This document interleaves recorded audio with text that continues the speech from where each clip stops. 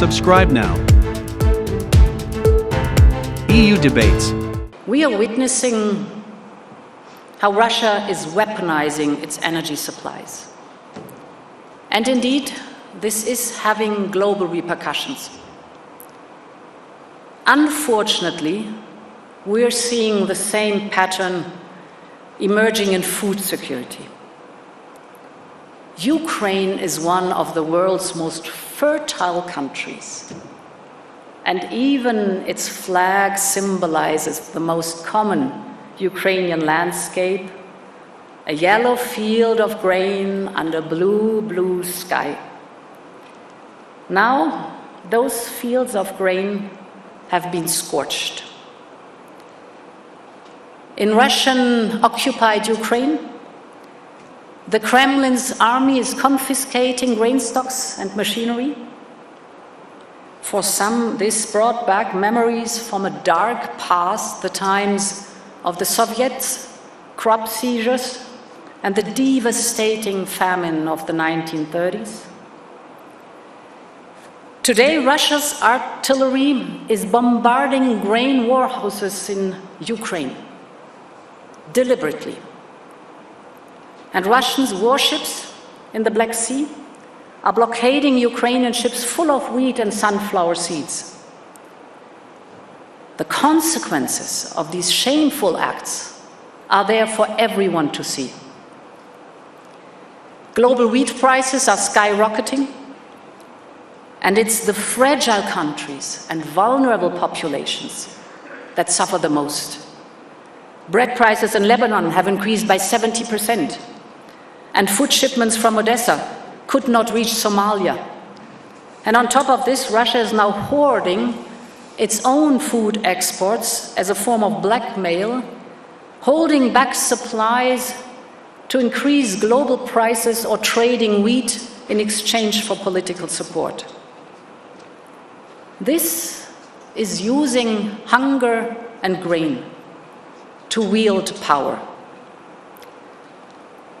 And again, our answer is and must be to mobilize greater collaboration and support at the European and global level. First, Europe is working hard to get grain to global markets out of Ukraine. You must know that there are currently 20 million tons of wheat stuck in Ukraine. The usual export in Ukraine was 5 million tons per month. Now it is down to 200,000 to 1 million tons. By getting it out, we can provide Ukrainians with the needed revenues and the World Food Programme with supplies it so badly needs.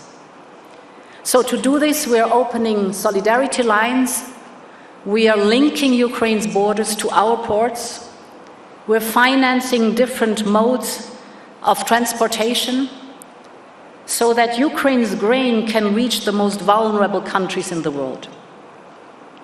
Second, we're stepping up our own production to ease pressure on global food markets.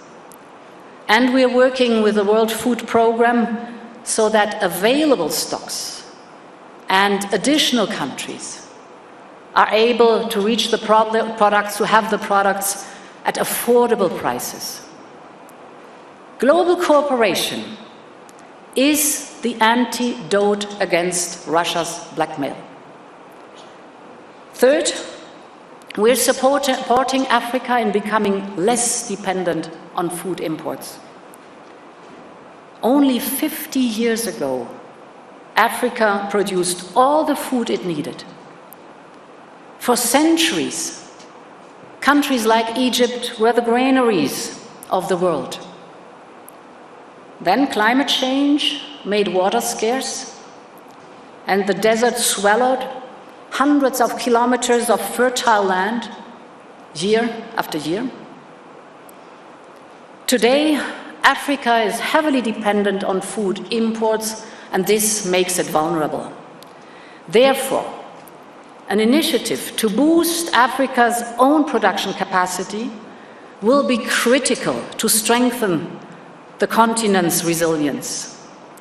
The challenges to adapt farming to a warmer and drier age. So innovative technologies will be crucial to leapfrog. Companies around the world are already testing high-tech solutions for climate-smart agriculture.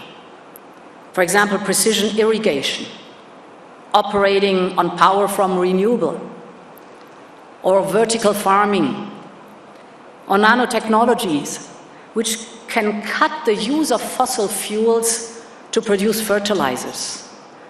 Ladies and gentlemen, the signs of a growing food crisis are obvious. We have to act urgently. But there are also solutions today and on the horizon.